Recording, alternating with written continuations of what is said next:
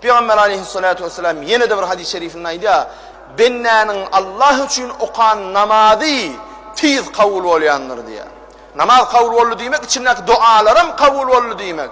İçindeki dualarda dine özünü del bütün mümin Müslümanı dile dine. Mağfirliğin ödü yetik değil mi? Salli bäriň ödü yetik değil mi içindeki manaları?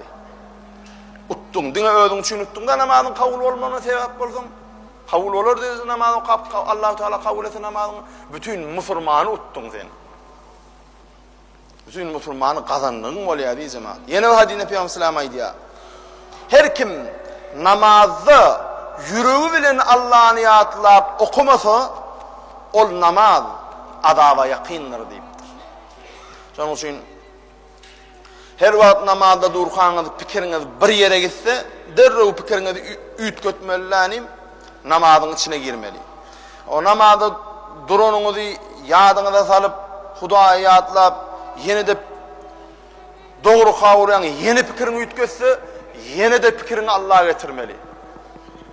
Peygamber sallallahu aleyhi ve sellem ayıptır. Pikirini şeytan alsa bulam namaza gaytırıp alsa, pikirini şeytan alsa bulam yine Allah'ın pikirip şey deyip mücadele edip namazı kıza deyiptir. Cihad eden adam, cihad edip o Allah yolunda uruşup şehit bolan adamın sogabına ehil olsa namazı kanına şu namazı pikiri dünya gitse de yine pikirini Allah'a getirip dünya gitse de yine de pikirini namaza getirip namazı huşu ile okuyacak olup gayrat ediyor da pikir kıyın da dediğim ha.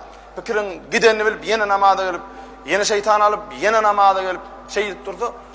Urşup canını Allah yolunu pida edip şehit bolanın sogabına alar deyiptir. Şehit namazı kılar. Ay en son pikirim gidiyalay diyeyim elle diyeceğim ha. Geçen alim ulemalarımızda Müslim Beni Asar diyen bir adam Basra'nın Ulubur Cuma Mescidinde namaz okuyuyor diye de. Katır takva adam eken, namazın huşuyla okuyan adam eken. Öňe bir aýdyp beripdik. Namaz okuyuyor yerden ýa-da mescid ýumurlýar. Onun bir sütünün aşağına galy abi. Adamlar gözleýär, her kimi gözleýärler, onun yine bir bolmaly. O Müslim Beni Asar bolmaly, gözleýärler bir sütünün üstüne ýatdyk. Men secde etdim, gagabat gelýärler.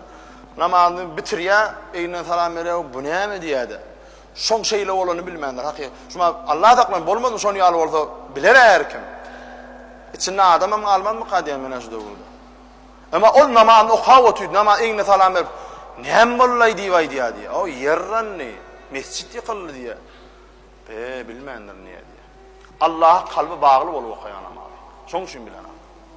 Başga da bir ulema alimlerden Urwa Beni Zubeyr diýilen bir namaz yürü bilen okuyan biri var eken ayağına bir iyice bir yara düşüyor. Katerbet iyice yara düşüyor. Onun o döwürlerde narkoz zat yok. O uzurlu deyip o köp mukdarda şerap içirip o beyhuş edip şu kesmeli yerine operasyon ediyen ekenlerde ameliyatyny. Onun bunu şey çek bolýarlar bolýun agatay diye bu da katı takva diye öleýün şu ya iyice yara meni iýip gutorsun ýöne meni içmerin yer diye. Siz ýa-ni namazda duran wagtynda hemme ýadyndan çykarýar bu diýär. Hudaýyň onu namaz okawatyr diýär. Nämeseňi bilmez diýär. Namaz okawatyr kesin diýär. Namaz okap turkalar kesýärler ýa-ni qyryp namaz gutorondan seretse ayak ýokda. Näme bolu diýip geň galy diýär. Namaz okawatyr ýaraňa ýyrdyk diýip aýtdylar diýär. Şo derecede Hazrat Ali kerramallahu vejh namaz okanyna el-misaqtaqi ruhumun Allah'a veren sözünü edil hadir ki aleştip dur namazı şonu yatlap okayan niye diye. Hazrat Ali kerramallahu vejh